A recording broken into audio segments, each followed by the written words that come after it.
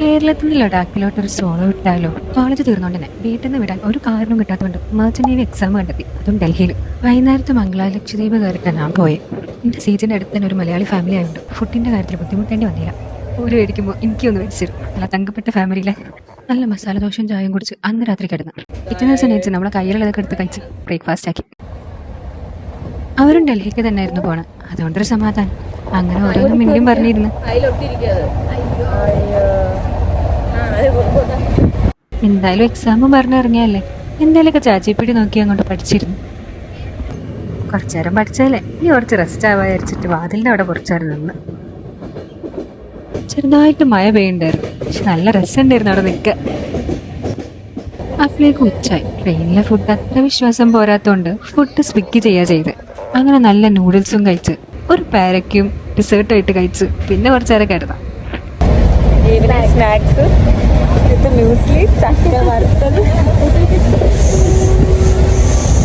രാത്രിയും ഫുഡ് സ്വിഗ്ഗി തന്നെ ചെയ്ത് നല്ല ചിക്കൻ പിസായും ചിക്കൻ ലോലിപോപ്പും ഒരു തംസപ്പും കുടിച്ച് എന്നിട്ട് കിടന്നു.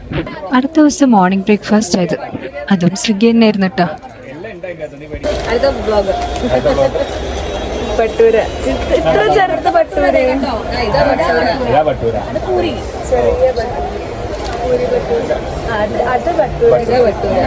അങ്ങനെ നല്ല പൂരി ബജിയും ചെനഭട്ടൂരിയും കഴിച്ച് ബ്രേക്ക്ഫാസ്റ്റ് തീർത്തു. ഒരു തോപ്പാലൊക്കെ കഴിഞ്ഞപ്പോഴേക്ക് കുറെ നോർത്ത് ഇന്ത്യൻസ് കയറിയിരുന്നു.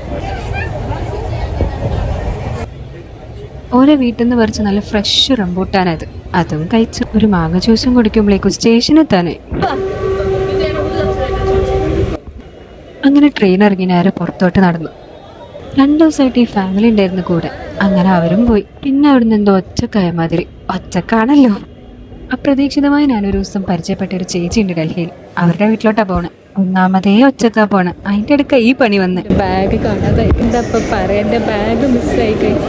ലജ്പത് നഗർ, ഞാൻ ഡൽഹിയിൽ നിന്ന് നിസാമുദ്ദീനിൽ നിന്ന് മെട്രോ കയറി ലജ്പത് നഗറിൽ കയറുന്നതിന് ഇടയ്ക്ക് കുറച്ച് ആൾക്കാരൊക്കെ പരിചയപ്പെട്ടതായിരുന്നു. അങ്ങനെ ഓരോ കയ്യിലും ബാഗ് മിസ്സായി. ബാഗ് ഉണ്ടത് പെട്ട് ഇനിയിപ്പോൾ അവിടെ വരെ പോവാ എടുക്കാൻ. അയ്യോ, ഒറ്റയ്ക്ക് പോണവരൊക്കെ ശ്രദ്ധിക്കുക, ബാഗും കാര്യങ്ങളൊക്കെ ശ്രദ്ധിക്കുക. മിസ്സായാൽ പിന്നെ ഇതിപ്പോൾ വരെയായതുകൊണ്ട് നമ്മളെ കേരളക്കാരായതുകൊണ്ട് തന്നെ ഇപ്പോൾ തിരിച്ചു കിട്ടുന്നുള്ളൊരു ഗ്യാരണ്ടി ഇല്ല. വേറെ ആരിലാണെന്നുണ്ടെങ്കിൽ അടിച്ചുകൊണ്ട് പോകാൻ ഭയങ്കര ചാൻസാണ്. ഡൽഹിയിൽ വരുന്നവരൊക്കെ സൂക്ഷിക്കുക, ബാഗും കാര്യങ്ങളൊക്കെ സേഫായിട്ട് വെക്കുക. Okay, bye. ജോലി പെട്ടും പോയി ഇവരെ പറഞ്ഞ് മനസ്സിലാക്കാതെ ചെറിയ കാര്യമല്ല. പട്ടേൽ ചൗക്ക് ഏതും പാതാളത്താ പഠിച്ചത്. This girl is helping me right now. Still I busted. Anyway, thank you. I might get famous after this. Bye bye. അവസാനം പട്ടേൽ ചൗക്ക് എത്തി. ഇനി അവർ കേരള ഹൗസിലാണ്. അവിടേക്ക് നടക്കാം ഈ ഡൽഹി രാജ്യത്ത് ഒറ്റക്ക്. അമ്മേ,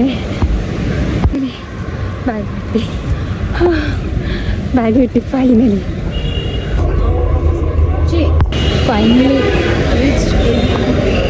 ഇതാണ് അവരുടെ മോൻ, എന്നെ വിളിക്കാനായിട്ട് വന്നതാ. കേരളം മാതിരിയല്ല, ഡൽഹി ഭയങ്കര ചൂടാ, പൊള്ളുമായിരുന്നു. ഇതാണ് ഇവിടുത്തെ ഗുരുദ്വാര. അങ്ങനെ ഫൈനലി വീട്ടിലെത്തി. ഇത് സ്റ്റാർട്ടേഴ്സ് മാത്രമേ ഇരുന്നിട്ടാ. ഇതാണ് നമ്മുടെ മെയിൻ കോഴ്സ്. അങ്ങനെ ഒരു മാങ്ങയും കഴിച്ച് കുറച്ച് ഗെയിമും കളിച്ച് അവിടെ കുത്തിരുന്നു. ഈവനിങ് ചായയും ബിസ്ക്കറ്റും കഴിച്ച് കുറച്ചേരം സംസാരിക്കായിരുന്നു. ഇതാണ് നമ്മുടെ ചേച്ചി മീനു ആൻറ്റി. രാത്രി ആയപ്പോൾ കുറച്ചേരം ടെറസിൽ നിന്ന് ആ സിറ്റി ഫുള്ളും അന്നേരത്ത് കാണുമ്പോൾ ഭയങ്കര രസമായിരുന്നു. ആൻറ്റി വെച്ചായതുകൊണ്ട് ഈ ചിക്കൻ കറി ഉണ്ടാക്കിയത് പുള്ളിക്കാരത്തിയുടെ ഹസ്ബൻഡായിരുന്നു.